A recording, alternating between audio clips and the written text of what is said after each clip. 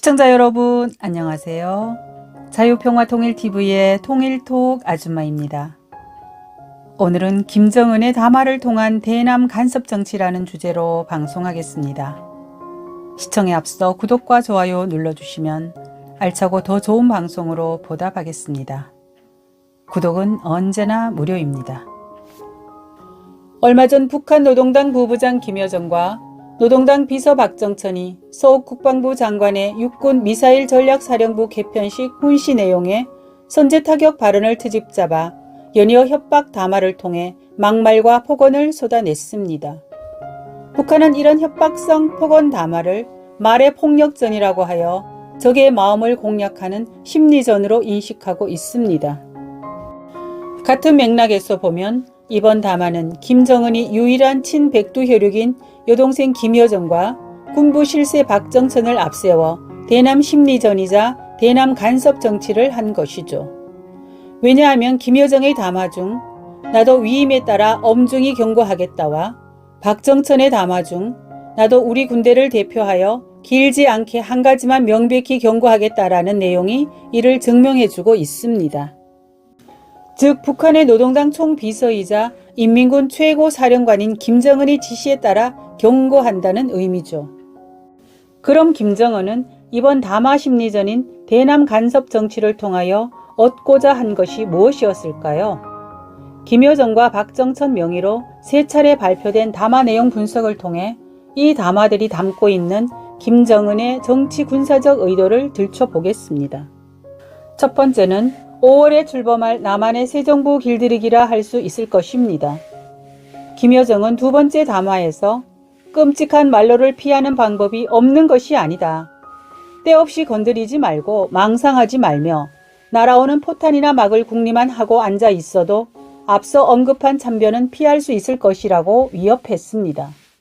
이는 앞으로 북한이 ICBM이나 SLBM을 추가 발사하거나 핵실험 등의 어떤 군사 도발을 해도 우리 새 정부가 국제 제재에 동참하거나 선제 타격 등의 군사 행동은 생각지도 말고 현재의 문재인 정부처럼 입 다물고 있으라는 협박인 셈이죠. 둘째는 전쟁 대 평화 구도를 만들어 남남 갈등을 조장하려는 의도로 보입니다. 김여정은 이미 남조선은 우리의 주적이 아님을 밝혔다. 남조선군이 우리 국가를 반대하는 그 어떤 군사 행동을 취하지 않는다면 우리의 공격 대상이 되지 않는다.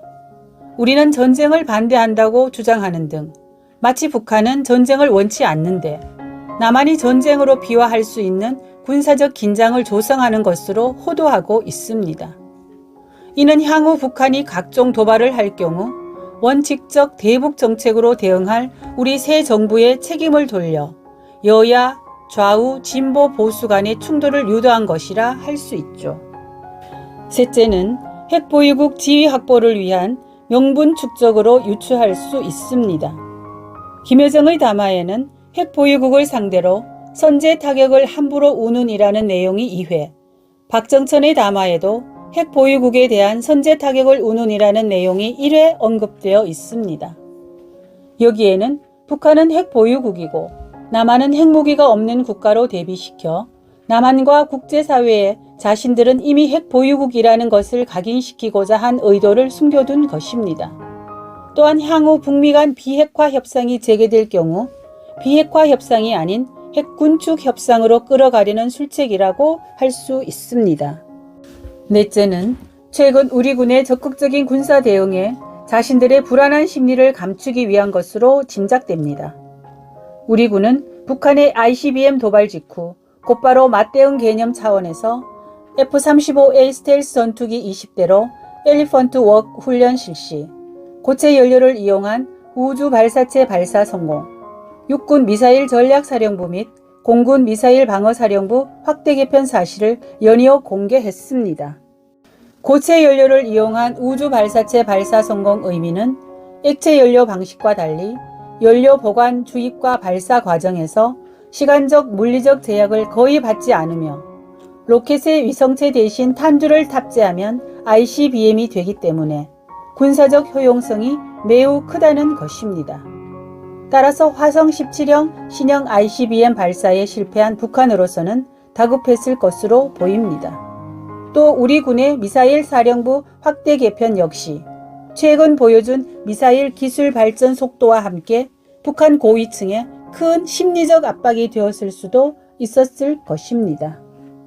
따라서 문재인 정부 하에서 북한의 각종 미사일 도발을 미상 발사체라고 일관해왔던 우리 군의 이례적인 이번 조치는 김정은에게 당혹감과 불안감을 주었을 것으로 보입니다.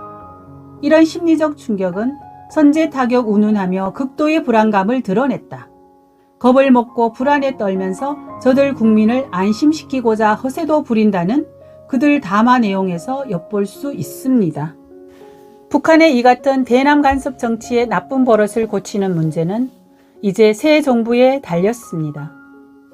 2020년 6월 북한 김여정의 폭언 담화에 청와대, 통일부, 여당이 앞다투어 이른바 대북 전단 살포 금지법을 제정했던 방식의 대화에 얽매인 굴욕적 평화 정책으로는 북한의 나쁜 버릇을 고치기는커녕 더 고착화시킬 뿐이라는 것이 지난 5년간의 교훈이었습니다. 새 정부는 먼저 미국으로부터 확장 억제력 제공의 실효성을 높이면서 북한의 도발에는 이번 조치처럼 강대강의 맞대응 원칙을 고수해야 할 것입니다.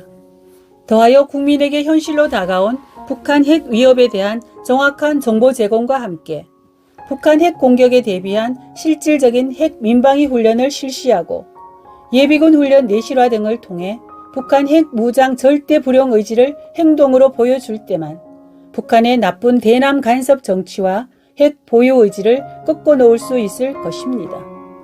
끝까지 시청해 주셔서 감사합니다. 참고자료는 화면을 참고해 주세요.